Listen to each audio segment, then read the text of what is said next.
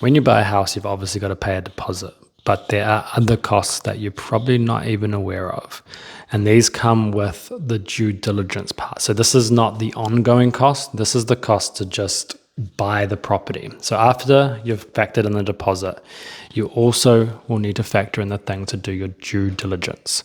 So number one, you definitely need a lawyer, and these are going to cost you between $2,000 to $3,000 depending on the area that you're buying in and if you need them to get KiwiSaver out for you.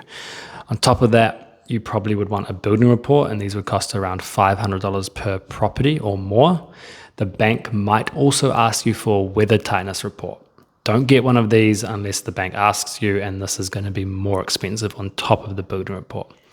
Another thing the bank might ask you for is a registered valuation. You probably only need to get one of these if you've got less than a 20% deposit or if you're buying a new build, and these cost around $1,000. Then if you're using a mortgage broker, we don't charge you anything, but there are other costs that you might want to think about. Sometimes the owner has paid a year's worth of rates.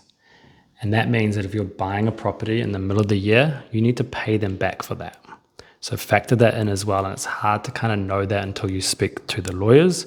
The main thing to think about is that you'll get cash back from the bank when you buy a house. And that's going to probably offset most of that money that you just spent. So a building report you pay for on the spot, valuation you pay for on the spot, lawyer you pay after you've bought the property, so that fee can be taken out of the funds that you've been given by the bank. And that's pretty much it. But go back to the first lesson in this part of the course where it had that diagram, and depending if you're going to auction or negotiation will help guide you on when to start paying for these things, because you don't really want to pay for a building report if you haven't made your offer yet. If you pay for it and get it done before your offer is accepted, somebody else might come along and get an offer accepted, or the person selling the house may not even accept your offer, and then you've wasted $500 on the building report. So use that diagram in the first lesson to guide you on when to get these, and go down to the next video, which is just going to go a bit deeper into when to use it.